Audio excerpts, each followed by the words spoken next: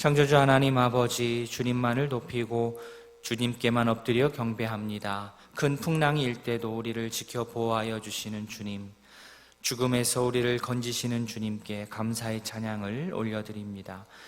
우리를 이 땅에 나게 하시고 생활하게 하신 주님, 우리를 향한 주님의 사랑을 기억하며 맡겨주신 사명, 각자의 자리에서 잘 감당할 수 있도록 은혜를 더하여 주시옵소서. 말씀 앞에 섭니다. 말씀 앞에 정직하게 하시고 말씀을 읽고 묵상하고 기도함으로 더 주님을 닮아가게 하시고 내가 속한 곳을 하나님 나라로 만들어 가게 하여 주시옵소서. 감사드리며 예수님의 이름으로 기도합니다. 아멘. 하나님의 말씀 예레미야 25장입니다. 예레미야 25장 1절부터 14절까지 구약 1089면입니다. 25장 1절부터 14절까지 한 절씩 교독하겠습니다. 유다의 왕 요시야의 아들 여호와김 넷째 해 곧 바벨론의 왕 느부갓네살 원년에 유다의 모든 백성에 관한 말씀이 예레미야에게 임하니라. 유다의 모든 백성과 예루살렘의 모든 주민에게 말하여 이르되 유다의 왕 아몬의 아들 요시야 왕 13째 해부터 오늘까지 23년 동안 여호와의 말씀이 내게 임하기로 내가 너희에게 꾸준히 일렀으나 너희가 순종하지 아니하였느니라. 선지자를 너희에게 끊임없이 보내셨으나 너희가 순종하지 아니하였으며 귀를 기울여 듣지도 아니하였다. 그가 이르시기를 너희는 각자의 악한 길과 악행을 버리고 돌아오라. 그리하면 나 여호와가 너희와 너희 조상들에게 영원부터 영원까지 준 그 땅에 살리라. 숨기거나 경배하지 말며 너희 손으로 만든 것으로서 나의 노여움을 일으키지 말라. 그리하면 내가 너희를 해하지 아니하리라 하였으나 너희가 내 말을 순종하지 아니하고 너희 손으로 만든 것으로서 나의 노여움을 일으켜 스스로 해하였느니라. 여호와의 말씀이니라.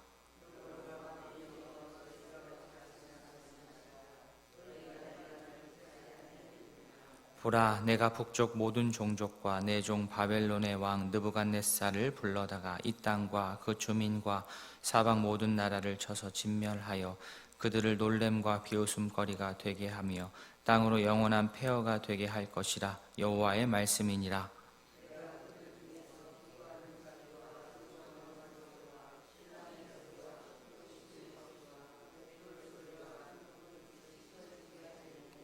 이 모든 땅이 폐허가 되어 놀랄 일이 될 것이며 이 민족들은 70년 동안 바벨론의 왕을 섬기리라.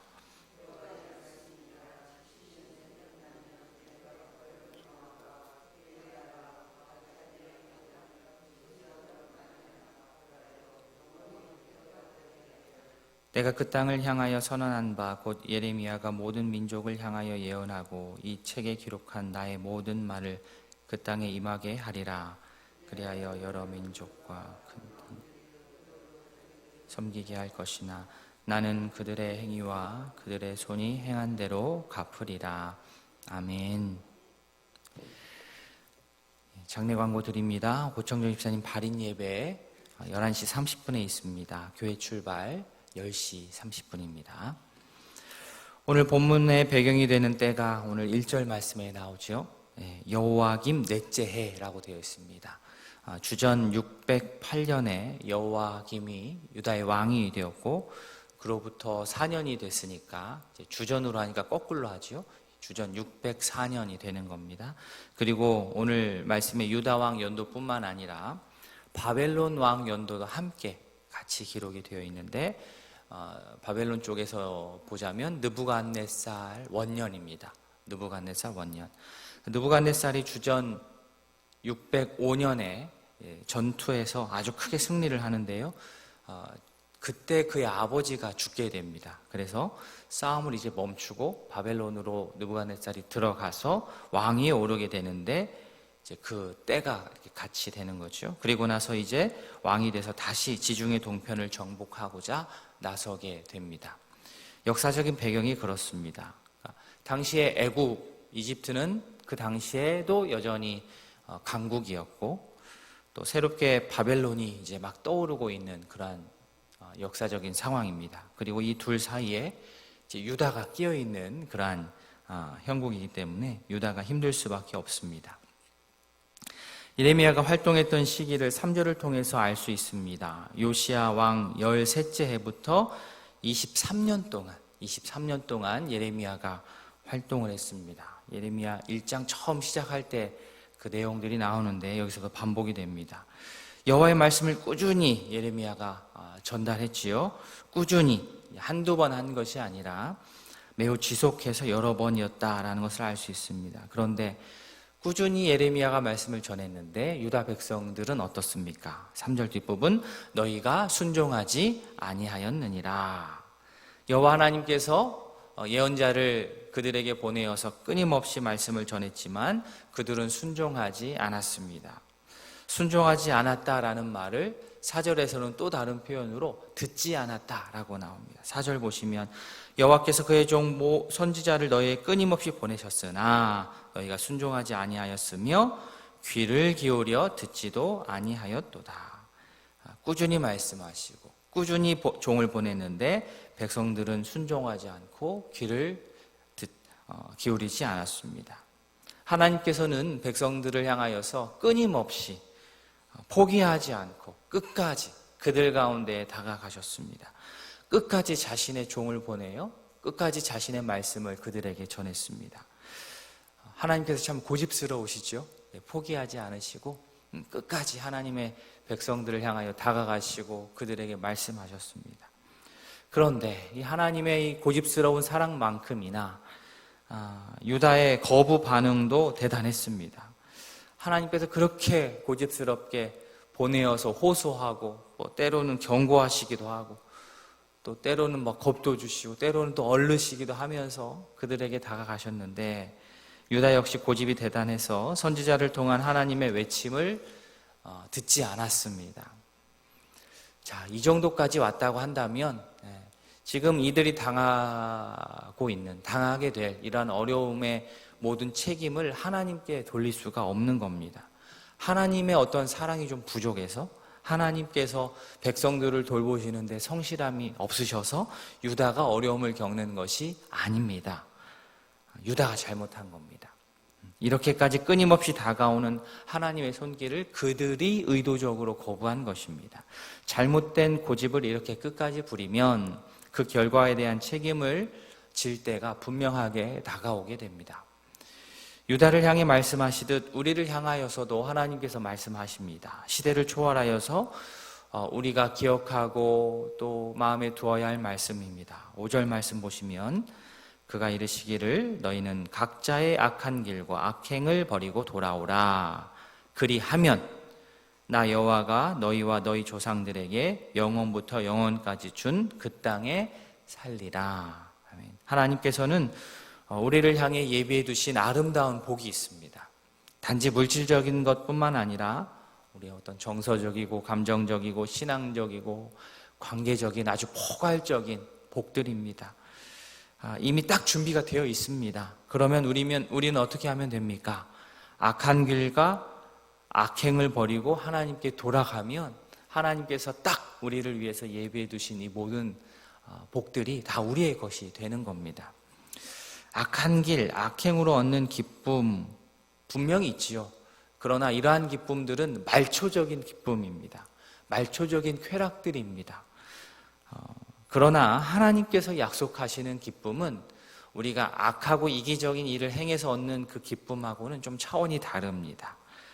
누구도 손해보지 않고 누구도 파괴하지 않는 건강한 영원한 그런 만족감은 우리 하나님으로부터 우리에게 주어집니다.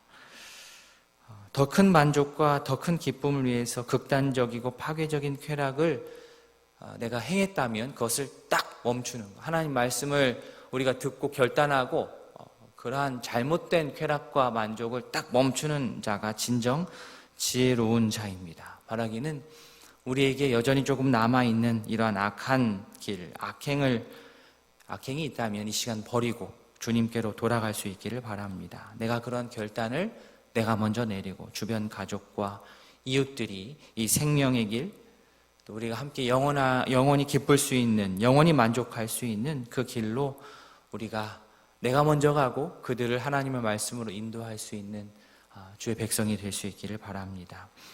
유다 백성들이 끝까지 하나님의 말씀을 듣지 않을 때 결국 하나님께서는 바벨론을 사용하셔가지고 그들을 교훈하십니다. 하나님께서 선지자를 통하여 그들로 듣게 하셨을 때 이제 듣지 않았기 때문에, 그죠? 선지자의 말을 통하여 했을 때 그들이 듣지 않았기 때문에 그 다음 단계로 갈 수밖에 없죠. 바벨론을 들어서 그들에게 조금 더 크게 말씀하십니다. 돌이키기에는 너무 멀리 왔습니다. 하나님께서 강력하게 경고하십니다. 11절, 이 모든 땅이 폐허가 되어 놀랄 일이 될 것이며 이 민족들은 70년 동안 바벨론의 왕을 섬기리라. 70년 동안. 그러니까 하나님께서는 이 땅을 기쁨과 즐거움의 소리, 혼인잔치의 소리가 사라진 적막한 폐허의 땅이 되게 하십니다. 하나님을 버리고 우상을 섬긴 그들을 이제는 이방의 땅에서 이방의 우상과 왕을 실컷 섬겨두도록 그렇게 내버려 두십니다. 이 자체가 심판인 거죠. 너 잘못했어, 그러지 마, 이게 아니라 이방 땅에서 실컷 우상들 앞에 자신들이 노출되도록 그렇게 만들어 버리신 겁니다. 하나님의 말씀의 빛 아래 거하는 것이 얼마나 행복하고 정말로 좋은 일인지를 그들이 까먹고 모르는 그들은 이제는 세상의 종이 되어서 혹독한 그러한 경험을 그들은 하게 될 것입니다. 좋아 보였던 그것들이 절대로 좋지 않게 그들을 힘들게 할 것입니다. 하나님께서 바벨론을 들어서 그들을 압박하십니다. 하나님께서는 이렇게 바벨론을 들어서 유다를 심판하는 도구로 그들을 사용했지만, 그러나 바벨론 자체가 선한 곳은 아니지요. 바벨론도 결국에는 심판의 대상이 됩니다. 12절에 70년이 끝나면 바벨론 또한 폐허가 될 것이다 라고 말씀하십니다. 말씀을 맺습니다. 역사의 주관자이신 하나님을 알고 믿고 따르는 주의 백성으로 살아가는 우리 모두가 되기를 바랍니다. 우리의 인생 또한 우리 개인에게 있어서는 역사 아니겠습니까? 우리의 인생 자체가 우리에게는 역사입니다. 우리의 인생, 우리의 역사를 주관하시는 분은 우리 여호와 하나님 한 분뿐이십니다. 하나님께서 말씀하실 때에 거부하지 않고 듣고 하나님께서 인도하시는 그 선한 길을 우리가 신뢰함으로 따르는, 그래서 주께서 우리에게 예비해 주신 귀한 복을 다 받아 누리는 주님의 신실한 백성들 다 될 수 있기를 진심으로 소원합니다. 아멘. 우리 기도하겠습니다. 이 시간 기도하실 때 우리 두 가정 집중하여 기도하겠습니다. 전성훈 집사님 가정, 양가 부모님 건강, 하나님 모시기 아름다운 가정, 생업의 축복과 굳건한 믿음 생활을 위해서 기도해 주십시오. 이영희 집사님 가정, 남편 건강, 온 가족 믿음 충만, 동생 가족 주일 성수할 수 있도록, 아들 가족 믿음 안에서 사랑 충만할 수 있도록 두 가정을 위해서 기도해 주시고, 오늘 말씀을 기억하면서 우리 또 환우들 생각하시면서 또 옆에서 간호하는 가족들 생각하시면서 기도해 주시고 또 교회를 위해서 기도해 주시기 바랍니다. 다음 주에부터 시작되는 우리 특별 새벽 기도, 또 양육훈련에 많은 분들 또 신청하여서 말씀으로 양육받을 수 있도록 기도해 주시면 감사하겠습니다. 다 함께 기도하시겠습니다.